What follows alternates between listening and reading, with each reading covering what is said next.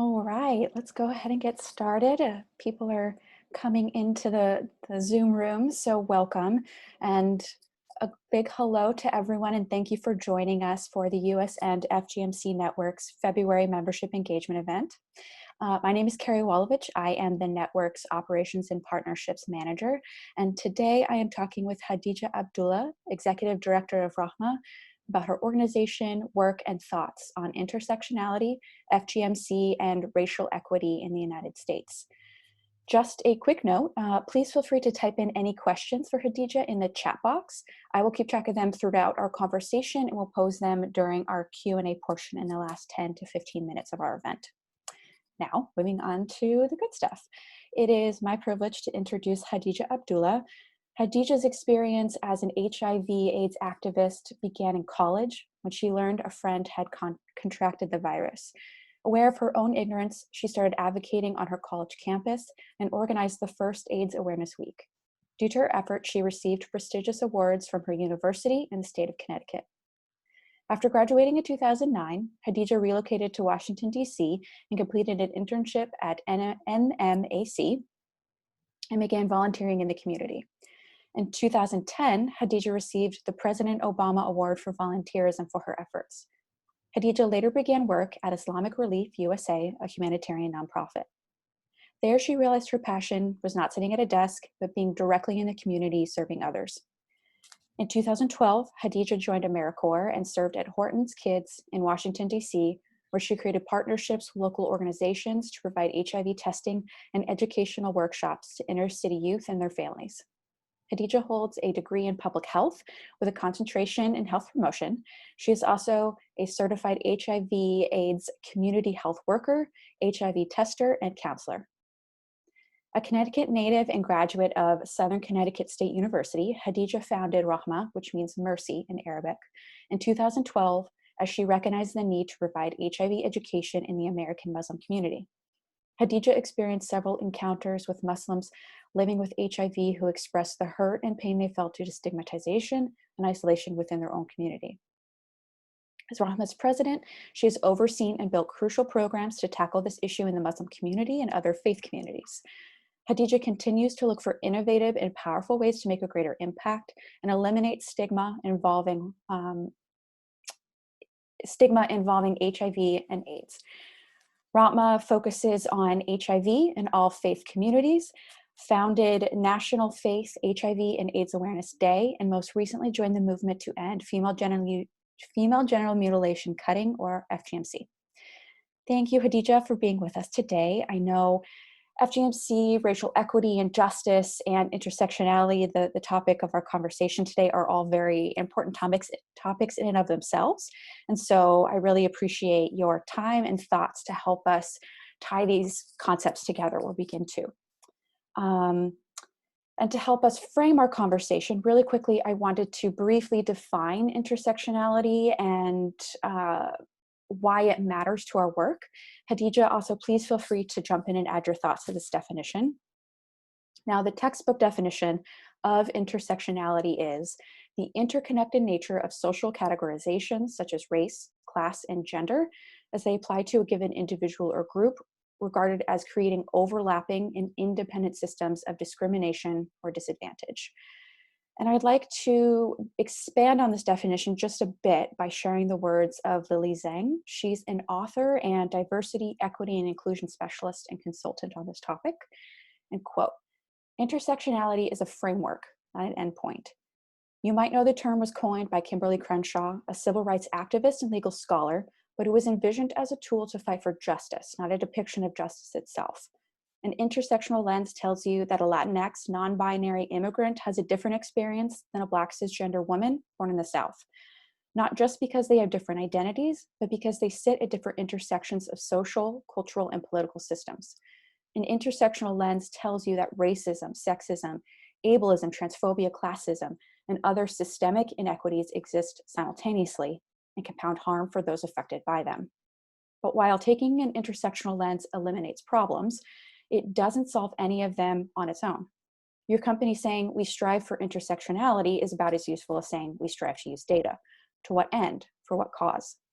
Strive for justice, equity, and opportunity instead. Strive to do good, strive to end harm. Intersectionality is your accountability tool, not your goal. Language matters, end quote. And I wanted to share this quote because I believe it so perfectly embodies the work that Rahma and Hadija are doing within their community. And it lives by these principles of intersectionality. And with that, Hadija, I would love to hear more about the history of organization, your current projects, and how intersectionality specifically factors into your work. Thank you for having me. I can't turn on my video for some reason. Oh, okay. I was trying. No problem. I will figure that out. Please feel free to dive in. So thank you for having me today. I'm honored to be here, and thank you for all the amazing work you're doing with the FGM/C network. So I'm based here in DC, and you gave a really very great intro on my bio. I was not expecting that. So thank you for sharing that. Of course. But, you know, Rahma does have many, many intersections, for sure.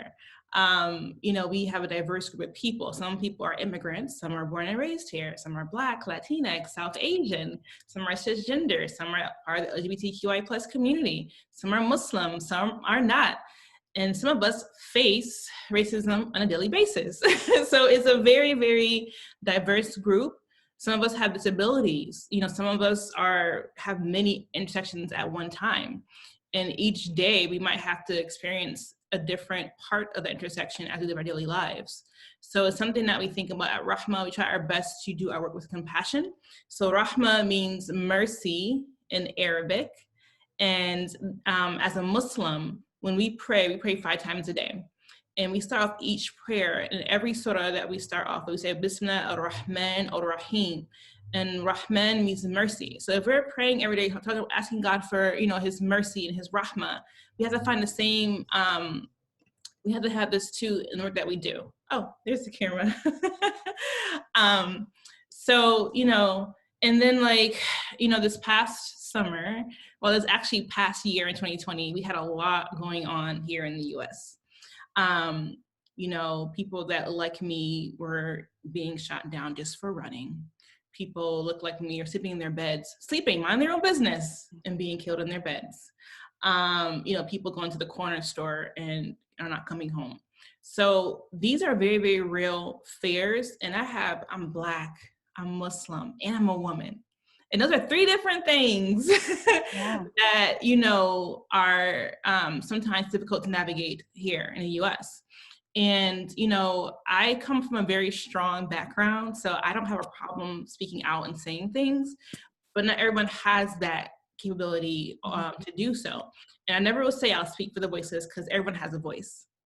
As a friend says, if you want to speak with someone, pass them the mic and they speak for themselves. But I think it's important to amplify what's going on in communities.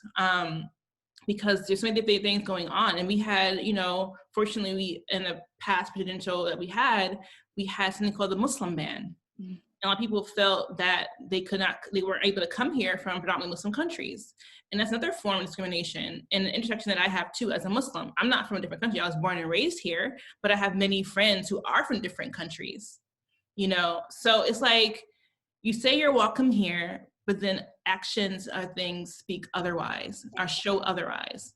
So these are things I deal with. And then, you know, with Rahma itself, we do work around HIV and AIDS, FGM/C, gender-based violence, sexual health. Those are so many different sections right there. Mm-hmm. And, you know, we have some people and we go in the community and we work with survivors of FGM/C. And, you know, people want to focus on the horrible parts of FGM/C. And once they hear survivors tell their stories all the time, make them relive their trauma. Mm-hmm. But there are other ways to get the point across without asking someone to relive their trauma.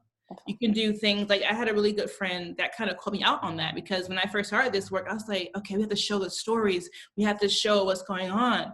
But for someone that's watching that over and over and over again, and they are a survivor, that's trauma over and over and over and over again. So we have to find different ways to educate people without asking a survivor to come in and share their story. We can show people the facts. We can show how they can support survivors. We can talk about what, you know, the laws are. We can have conversations and do education, that aspect of it. And I think many times, even if it's not FGM/C, it could be around gender-based violence, around someone that was a survivor of rape, or someone who became positive, and asking them to share their story is a form of trauma. So we have to make sure that we understand that, and then we have the tools to navigate that, to support them as they do their journeys, and also to educate the community, the broader community. So with Rahma, we partnered with George Washington University here in DC, Milken School of Public Health, and we created a toolkit for survivors and healthcare providers. And the goal was to kind of provide tools to healthcare providers to provide culturally competent care to survivors. They come to you with all these different intersections. They come to you with this. And sometimes when they're going to see a provider, they don't feel that this provider understands them. Maybe they don't speak the language, maybe they don't understand the culture, maybe they aren't familiar with FGM/C, make a face when they see what's going on in their, private areas. And then you're like, okay, so we have to make sure that our providers are equipped with this knowledge. So they do have someone that comes to see them, they can provide them a safe space, provide care where they feel welcome. And while we were doing this work, we learned that we didn't forget, but we didn't add the voices of men. And men can be very powerful too. They can help support women. We don't do it on our own. FGM/C is not just a women's problem, it's a gender problem. It's a male's problem too. They have a voice to help prevent their daughters from undergoing it, to help, talk about for their sisters, for their aunts, their uncles. Not uncles, the uncles can help talk about it as well, but they have a voice too. And, we're doing work now where we interviewed men and faith leaders. People try to connect FGM/C to faith and say, oh, faith says you can do this, it's okay. FGM/C predates faith. And people don't even think about that sometimes. And, we actually had an event on Zero Tolerance Day for FGM, and we had an imam come on, Imam Muhammad Majid, and he debunked the fact that people say is faith, that faith promotes this. He debunked it, he had proof, he showed all of this. And I think that's important, because I know that there's culture and there's faith, but sometimes intersection, sometimes it's not, So it's important to know that truth, so that, we can find a way to continue conversations. And I'm just rambling right now, so. You're not. It's absolutely amazing. And you've touched on all of those really key points. And I particularly love your point about, re-traumatizing survivors and asking them to share their stories. That's not something that everybody is comfortable with, and that's okay. And it's up to advocates and allies to educate and build awareness, so survivors don't have to share their stories if they don't want to, I think.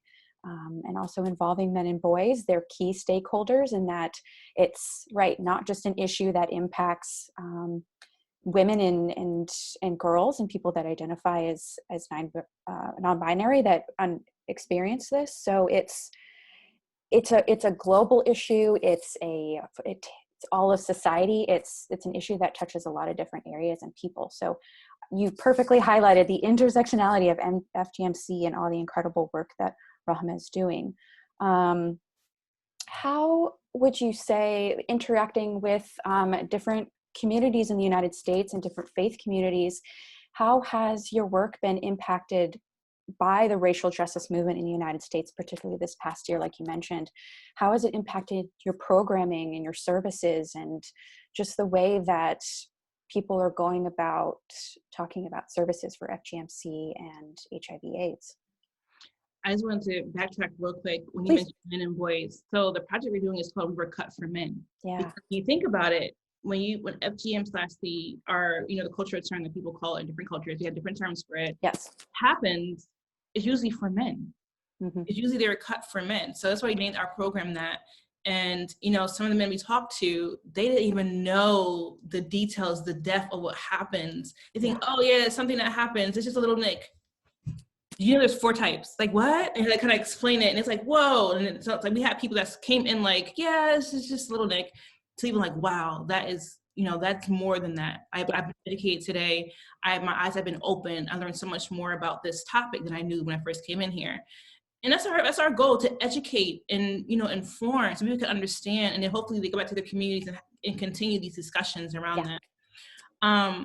So in regards to racial justice, you know, with Rahma, a lot of people that we serve are communities that unfortunately have experienced oppression or discrimination or racism on a daily basis. When people see me, they don't even see Muslim first, they see Black. To me as a Black woman, it's the first thing they see. They don't know if you're Muslim, they don't know my faith, like that's not the first thing they see sometimes. And like I said, you know, we had these experiences last year with, you know, like us in the street, like literally fighting for our lives, and people looking at us, say, oh, they're just rioters, oh, they're tearing up the buildings and all this stuff. No, we're fighting for our lives. And we see someone looks like, you know, that's not Black, that's doing that, like, oh, they're just, you know, they're fine. But when we're doing it, we're seen as aggressors, as people that are going to tear the city up. When sometimes people are coming in, instigating this and trying to look like us. So it's interesting, you know, how that is perceived based on the color of your skin. Mm-hmm. And, you know, I had to do a lot of talks last year around race. Like, I didn't have to, but I did. And I felt it was important to talk about it. But then I started getting drained. I was like, you know what? I'm reliving my trauma. I remember living things that happened to me in my childhood. I remember things that happened to me in my college years and even till today. And I'm sitting here talking about it over and over and over again. I was like, I'm reliving my trauma now. So I took a step back for a little bit. And, you know, it had time to myself, and kind of, you have to be kind to yourself too. Yes. You can't keep giving yourself to everyone else and not give yourself to yourself, because you're not going to be able to continue that way. Yeah. So I give time to myself. And then we have people that are part of Rahma that have, even with COVID and the pandemic we're facing right now, they've lost, you know, their jobs. Their mental health has took a dive. They are having issues with shelter. And, you know, people are losing their jobs. People have had their businesses just shut down because they can't continue to keep it going. And so coming from a community where we already have a lot of factors stacked against us, and then you're dealing with COVID on top of that, mm-hmm. You know, it's not easy to navigate. So race, we always find this, it's like even people who are affected the most by HIV are from communities, again, that have odds stacked against them. Mm-hmm. And why is that? Like, why are communities of color one of the most affected groups of people by HIV? Why is it? And there's so many factors, there's social determinant factors that can contribute to that. And we have to kind of explore that and put back those layers and discuss that to understand it. Sometimes we don't have the same resources that other people of different backgrounds might have. So, you know, sometimes we don't have the money. Yeah. Sometimes we live in places that might be, you know, more community-based, a lot more people in it than others. You know, sometimes we don't have access, or we don't have the transportation to get somewhere to seek care. Sometimes we don't have insurance. Sometimes we have to choose over putting food on the table or taking HIV, getting HIV medication. So many different things that, you know, can be barriers. Mm-hmm. And people sometimes look in from the outside, think, oh, they're just lazy, oh, they're just not educated. No, that's not what the point is. And I think that we have to start seeing things as a them problem, but our problem, because only together we can face these issues and really address them. So that's in regards to HIV and AIDS. And then with regards to FGM/C, you know, there are reports that unfortunately this practice is being practiced even more so now during COVID, because people are in the houses, they're not going places, and it's not even like you hear about abuse happening more with children and different things like that, because they don't have the outlet of going to school, or going to work, or traveling here, or traveling there. Some people are stuck with people in their family that could, you know, do different things. So we have to keep that kind of things in mind as we navigate this. Yeah. I mean, COVID has obviously thrown all of society for a loop, but particularly among communities that already have, you know, systems that are built to oppress them. COVID is that much more of an issue. Exactly. And one of the things that I do, also my other intersection, my other thing that I do. You do everything. I'm also a faith ambassador with the COVID-19 Prevention Network. Wow. So some of the things that I do is I work with faith communities to provide accurate, scientifically backed information around COVID. We do like virtual sessions. I bring in scientists, researchers, doctors. We had a session in January called Islam, COVID-19, Vaccines and Mistrust. We had a lot of engagement for that event and lots of questions. Yeah. And the goal was just The goal was just to provide education. People can make their own informed decisions, but our goal is to inform you and provide you education, and then you take that information and take next steps. And people had questions about the vaccine that we were able to answer. And coming from my community, again, we have history of not trusting, the medical the field with Tuskegee and different things like that.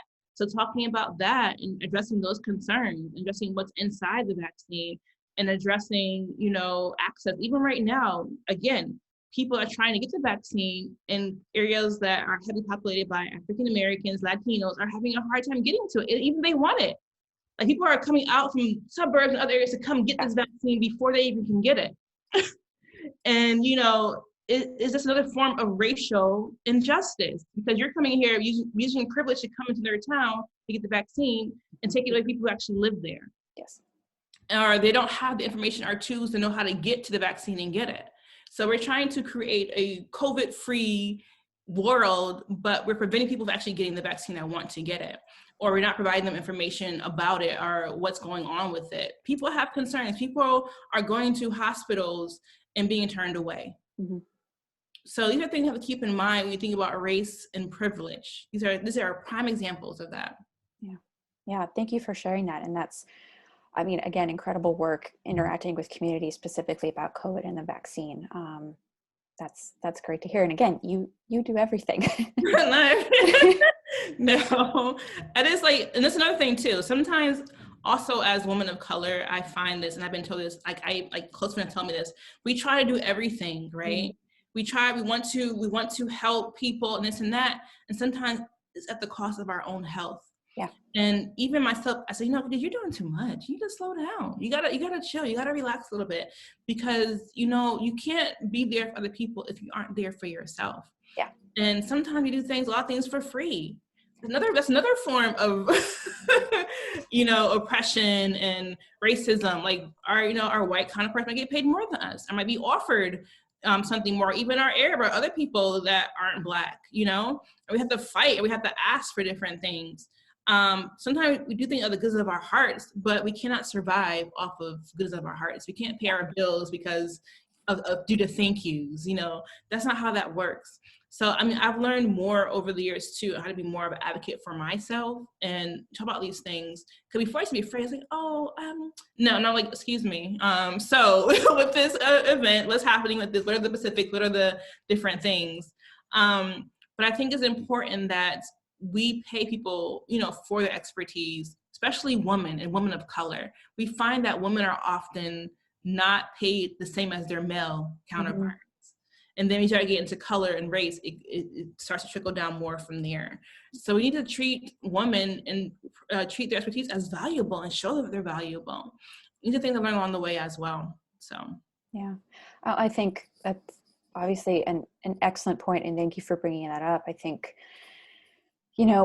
making sure, particularly in this past year, that where people of color are coming forward, Black women especially, are coming forward to educate others, more white communities, affluent people that want to help but don't know how, coming forward with that information and doing the emotional labor and putting that in and not being compensated. And that is a really excellent point, that is work that deserves to be compensated and in the world, because it's valuable and it's needed. Yeah. And honestly, it's not our burden to teach people how not to be racist. People know. They know how not to be racist.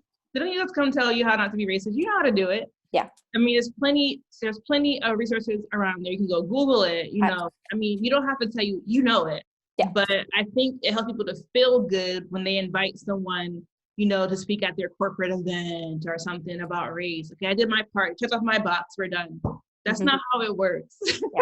Yeah. I'm Black every day, I face this stuff every day. You have your, 5-hour or 3-hour or 2-hour event or whatever it might be. And then, okay, I did my part, I'm good. But then we go back out into the real world and we know and we see with our own eyes. So people, and I'm telling you this, things are starting to die down now. People were all up in the uproar last year. You see people, all different backgrounds joining us in a protest and, Black Lives Matter and all that. But now, where are those people now? They faded back to their regularly scheduled lives. And they're not as active or, as they claim to be. Like, I think if you're gonna be an ally, you be an ally 24/7, not for a month or not for a day or for an hour. Yeah. 24/7, you be an ally. You know, call out racism when you see it. You talk about it, speak out on it. You need to stop burdening your sisters and brothers of color to do it for you, because you are capable adults, are capable, even teenagers can understand it. Even children are born free of this. They learn this. So they learn how to be racist. They can learn how to not be racist, you know? Yes. So. Yes. Thank you for that. And that, I mean, that is a topic for many, many hours more of conversation, but we appreciate you touching on that. In regards to the anti-Muslim discourse in the United States, particularly with the most recent administration, how has that impacted Rahma's work? I imagine that unfortunately has always been a factor, but in the past few years, how has that impacted your work? You know, I don't see what's funny, but with Rahma, like, we do a lot of interfaith work, and we're invited to these events that are called interfaith. But when we get there, it's more intra-faith than it's interfaith. I find many times that I'm the only like Muslim in the room. And then I find that sometimes people have perceived notions or conceptions about Islam, what a Muslim is, or what we think, or what we do. And, you know, many times the burden has again fallen on me to kind of clarify things and address things and speak out about different things. But, you know, I feel like, you know, I feel like we have a long way to go. I know when the Muslim ban first happened, I was at the airport out here in Dulles, you know, with people kind of just protesting all these different things, about letting people come home and, you know, all that. And like I said, I have friends that were affected by this. And like, we work a lot in the Muslim community, but also work a lot in different faith communities as well, not just Muslim. And other people were also affected by the Muslim ban, as well, that were not Muslim. They came from these countries that were on this list. So, you know, some people have been sent back home. And like some people that never even lived there since they were a kid or something. Like, they don't even know this place they've been sent to, and they have to kind of like build up their lives, leave everything they knew here and take it to a country they don't even know. And they don't even know where their family is. They just dropped off there. Okay, here you go. Like, okay, what do I do next? Where do I go? Like, this ban has torn families apart, literally torn them apart. And, you know, people that, you know, have their families here and they have their safety net here, they don't see that. And, or if they do, they just don't care. You know, children are losing their parents. You know, Rahma specifically, we have people of all different backgrounds, and we work with survivors of FGM/C. Some of them have come from these countries that have been part of this Muslim ban. And they, some have been afraid to go back home because they're afraid they can't come back into this country. So that's another layer that we had to, you know, that some people have shown. Some people were afraid to even come to the interview because they weren't sure if we could be trusted, or if we were in cahoots with somebody else, you know, and they'll get pulled away. So having trust in that, even still, having this trust in this day and age is very hard for people that come from places. They fled their countries to escape certain things, and they finally made it here. And then it being sent back, it's like, okay, so, you know, that's some stories I've heard via Rahma. I can shed light on. Yeah, that is a lot to contend with. And yeah, I can't imagine the fear of having to go back and feeling like you can't find a safe space anywhere. So that has to be certainly overwhelming. And I think it's such a credit to Rahma helping with those issues and being a safe place for those individuals and families. Well, I mean, I will say, I don't know if Rahma actually helped with the issues. I mean, if we had some type of pull or say, that would be very nice. I mean, the only thing we could do is like talk to people and just kind of be like a supportive listening ear. But we didn't have like any power to say, okay, you can't take them away. Yeah. Like, we didn't have that type of power. But you know, just talking to people, listening to their story, and try to provide comfort is the only thing we could do. And then hopefully that's huge. Attend a protest here and there when we could, and kind of just shout, and hopefully somebody hears us and make changes, you know. So Yeah, and like even now we're having a conference actually on March 13th, and it's focusing on South Asian women. And we're gonna go here in DC, like it's for DC residents only. People who are on this call that are in DC or South Asian interested, they definitely can contact me. But we're doing a conference on FGM/C, HIV, and sexual health. And we're trying to bring in intersectionality of being South Asian culture and components and kind of talk about that because, you know, we have such a diverse community, right? And you have different cultures and different things that happen with different cultures. So being able to come from that cultural lens and people able to relate, like it's all led by South Asian women that have been educated in this. Like we have Saheos coming in, two of their trainers are going to come in. We have our friends from Heart, which is a South Asian Muslim-led sexual health organization in Chicago. And then we have some people from within Rahma that are South Asian that are going to be leading the HIV section and incorporating South Asian aspects of it. And the goal is just really to provide a safe space for us to talk about it. We had people from South Asian families who they found out their daughter was positive and they didn't want nobody to know. They didn't want her to get any care because somebody might see her, you know, going to get care. Or we had men there that also reached out, so they were afraid they might be positive and, you know, they were so worried and whatnot. And this is the culture, like in trying to be able to navigate that and creating a space where they can talk to their family about it, you know. So a lot of times, not even just South Asian, but in general, like a lot of times within, especially cultures I worked with, you know, they don't learn about sex till they're married, like their wedding night. And then I said, you gotta learn about sex before that. You gotta know what you have to learn about it. We all came here through sex. So why is it so taboo and such a hard topic to talk about? You know, it's like, it's natural. It's So I think just having like these discussions with girls, or even if they didn't decide not to get married, but just having discussions around it, I think is important. So we're doing this type of work. And, you know, some of them have families that have been sent back to different countries and they're dealing with that aspect of it too. Some of them are survivors of FGM/C and they're, you know, familiar with that. And some have been cut right here in the US. Some have, you know, been cut back in a different country. So many different things to think about when we're doing this work and hopefully doing it in a way where it's sensitive, because if you come up really hardcore and really harsh, people aren't going to listen to you. They're going to shut you out. Like, who are you to come in here and say this? I mean, like, honestly, like when I first started doing this work, I lost a lot of friends because I've learned that many people that I knew were survivors of FGM/C. I never knew that until I started doing the work. And some of them are completely okay with it. Yeah. They're completely okay with it. And it's like, why are you doing this? It's just like, you shouldn't be doing this. There's nothing wrong with this. And so, like, you know, in the beginning, it was a very emotional journey. But for me, I think it's important to educate so people can know and they're aware of what the non-beneficial, actually there aren't any benefits to it and what it is and understand this.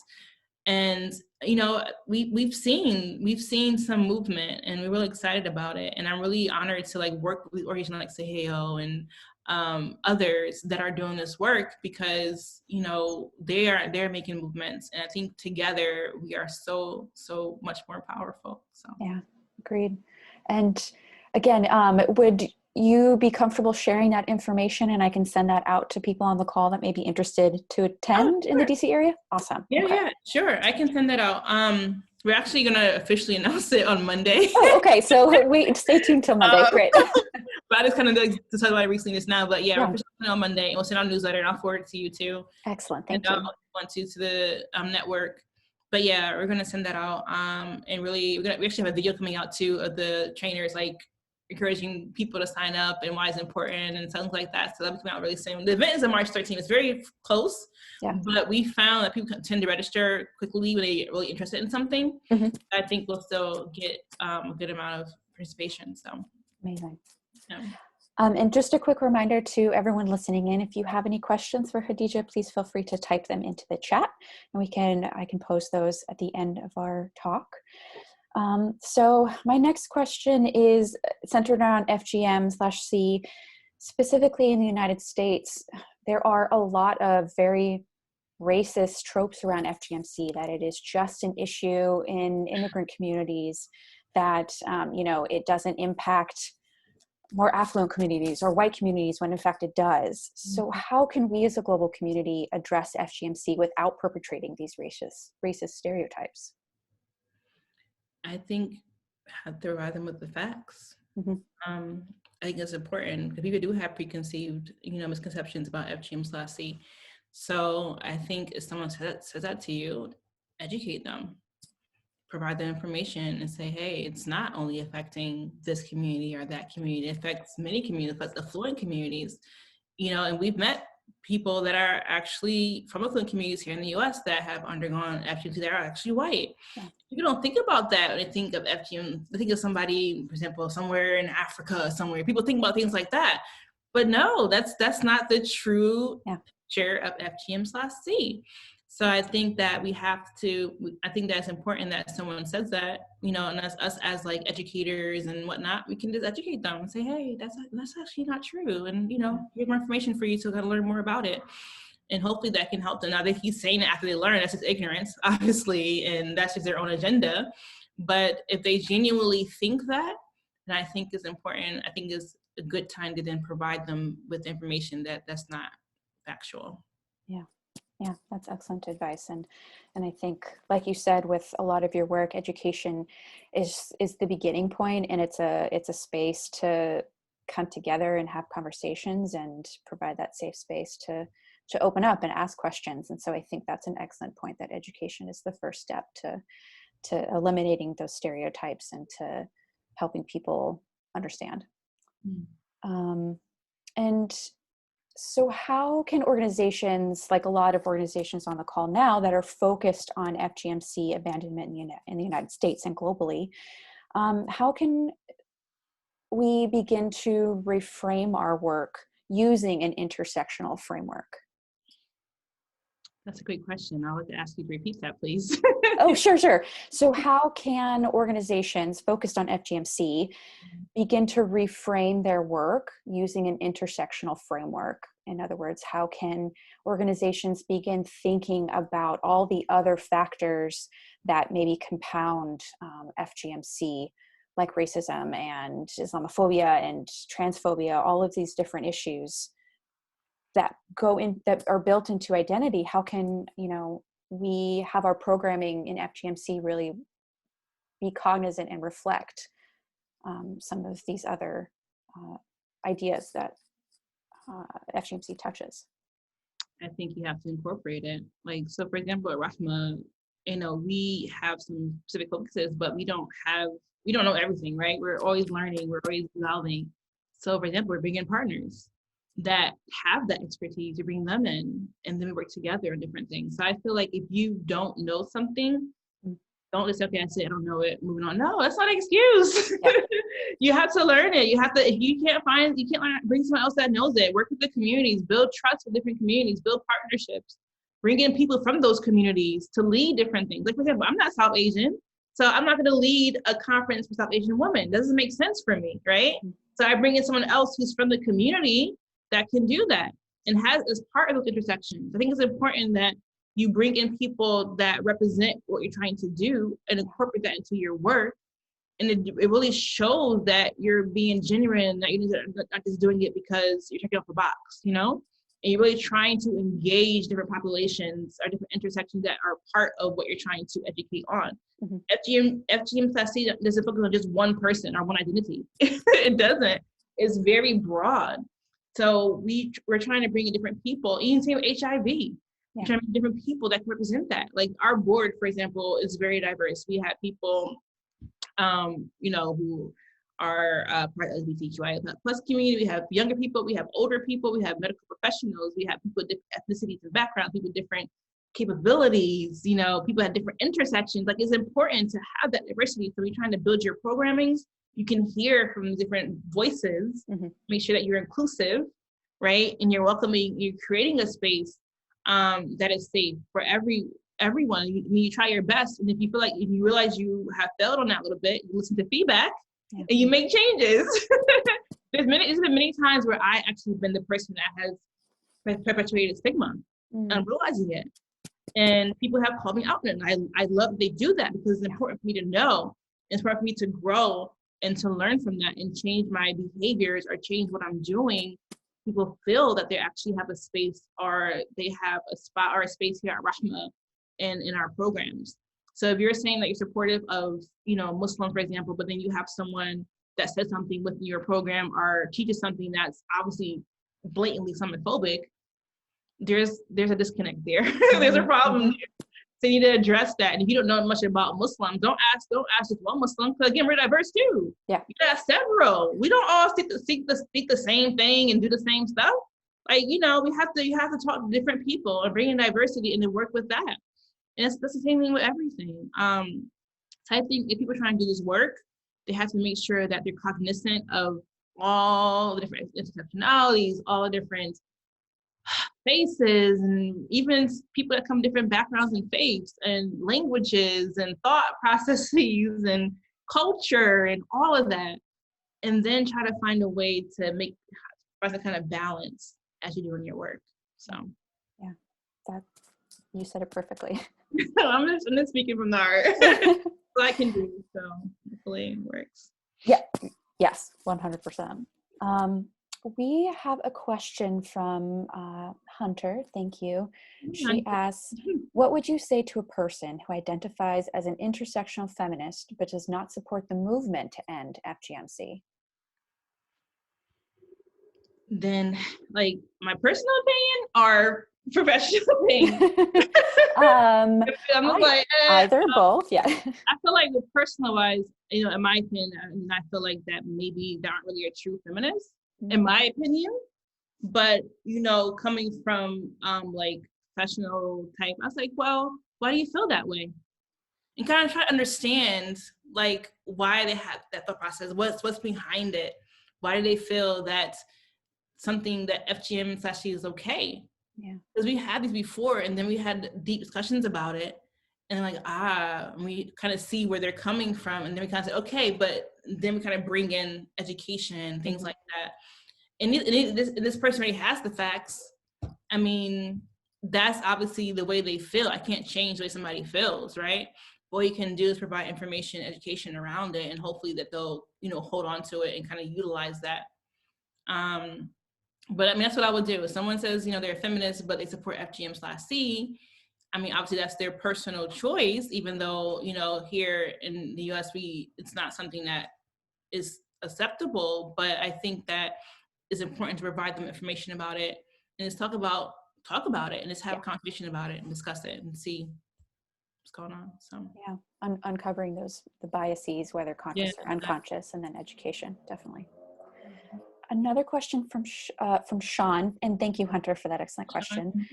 So Sean asked, how do you see intersectionality, and I think specifically of race, ethnicity, religion, coming into play in the difference in the acceptance and the legality, in the difference in approaches between FGMC and FGCS? Okay, hold on. Let me. Sorry, it came in parts. Do you want me to reread it? How do you see intersectionality? I think specifically a race, ethnicity, religion come into play.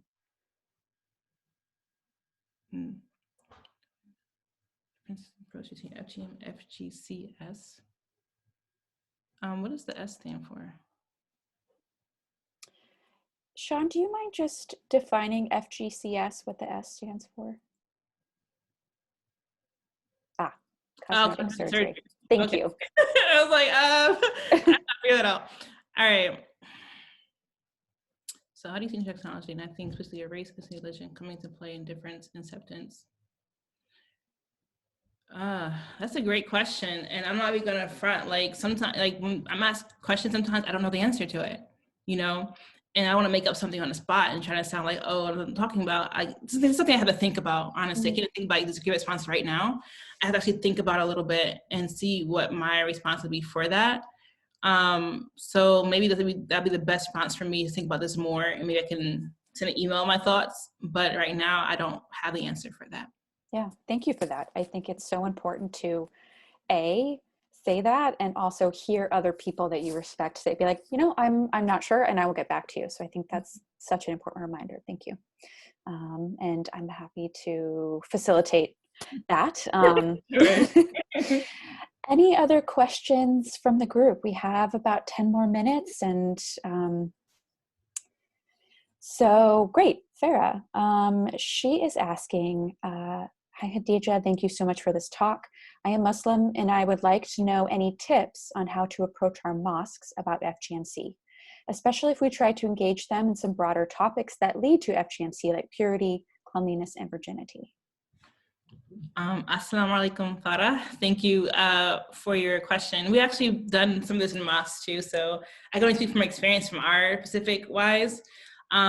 So we've did panels. We just did a straight panel on FGM/C. We didn't like cut around it, or we just did a straight panel. And we had, it was myself, it was Imam, it was a couple of people in different organizations, and we just talked about it. So what happened in that panel is because a couple of years ago, we had a mosque here in Virginia that kind of was pushing forward the narrative is okay, that we should do FGM/C. They called it circumcision. And it caused an uproar in the community.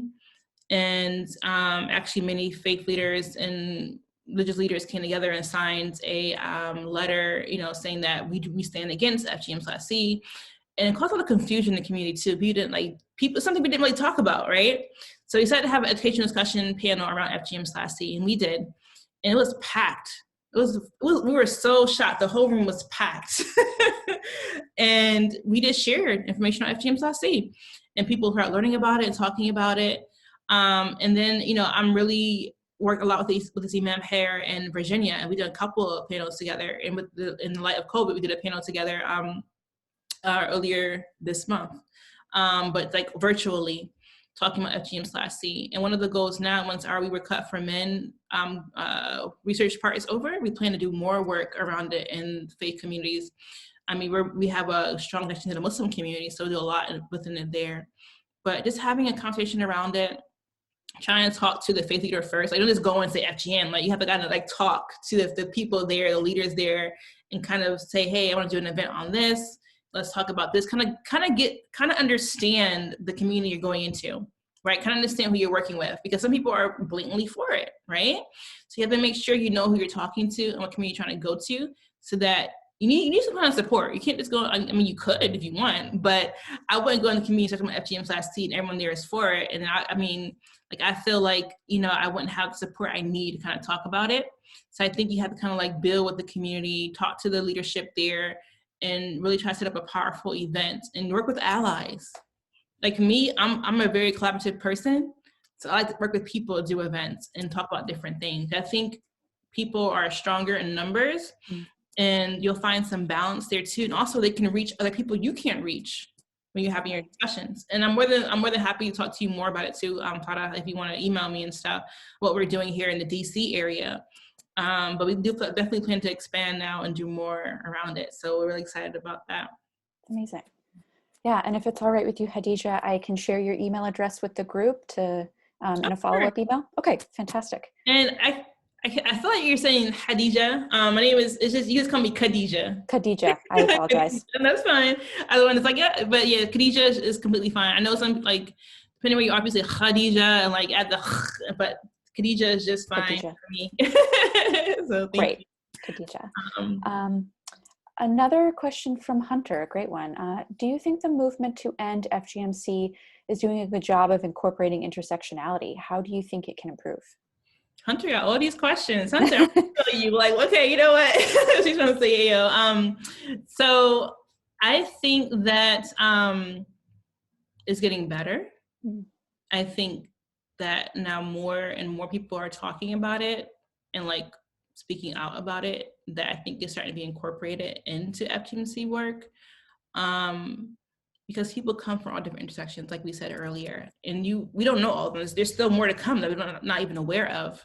But, as they come in, as we're aware of it, we have to make sure that we acknowledge it and incorporate it into our work. So I think it's a working process. You'll keep adding to it. It's not going to be, that's it, we're all done. Because tomorrow you hear something new that you have to make sure you incorporate and acknowledge. So I think that we definitely have come a long way, but I don't think that we're there yet, but I would say keep listening, keeping your mind open, keep hearing from people who are giving you feedback. Like, don't just say, oh, well, I know better than you, because we don't know it better than anybody. Like, we are all learning this together. We're all supporting each other together. So when you hear these different things that you know you need to incorporate into your work, make sure you add it. If you can't add it, bring in someone else that can. Yeah, definitely. A question from Caroline. What can you say to people who believe that having FGMC will reduce promiscuity and now in Africa help reduce the risk of teenage pregnancy, or the rise of teenage pregnancy, excuse me? I mean, we can just show them the facts. That's what we can do. And, you know, we've through our research, we've met people who are survivors of FGM/C that hasn't affected you know, that. So it has been it's kind of like shows that it's not completely, you know, it's not factual. And, you know, we have to kind of provide education on the actual long-term and / harmful effects of FGM/C.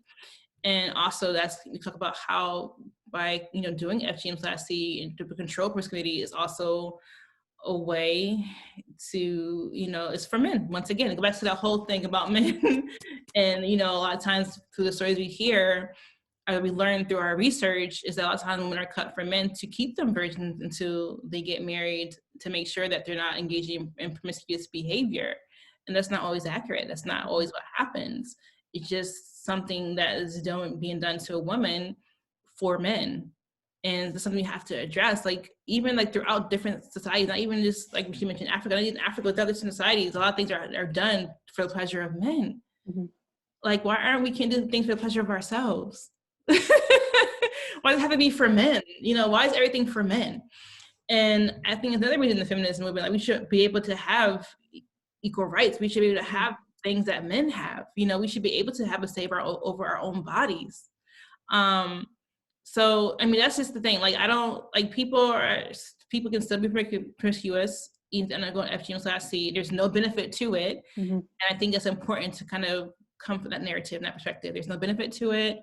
You know, people have lifelong effects. The people that actually get pregnant and give birth, they're going through the trauma again sometimes, depending on what type they have, because that'd be recut open and things like that to kind of push a baby out. So many different things you have to think about in those aspects. And I'm not a scholar on FGM/C, like that I am, but it's just what I've, you know, from my experience talking to different people that have undergone, you know, and through our research. Yeah. Wow. Thank you. Thank you, attendees, for all of your really thoughtful and great questions. And thank you, Hadija, for your time. Sincerely appreciate it. I personally have found your insights incredibly valuable, and I really appreciate your time and everything that you've said today.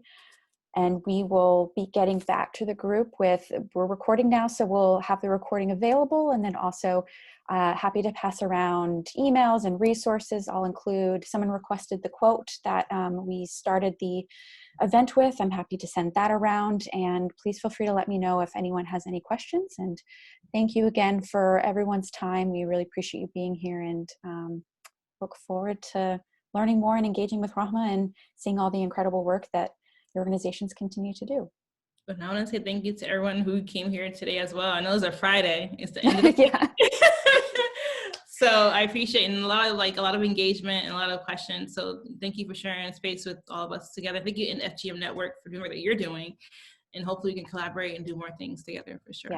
Yes, we'd love to highlight you and your organization. You're doing wonderful work, and yes, we'll definitely have lots of ways moving forward to collaborate and continue to amplifying your incredible work. And thank you again. Have a great weekend. This was an excellent way to close out a Friday, such a powerful way, and look forward to more chats. Thank you. All right. All right. Bye, everybody. Thank you so much.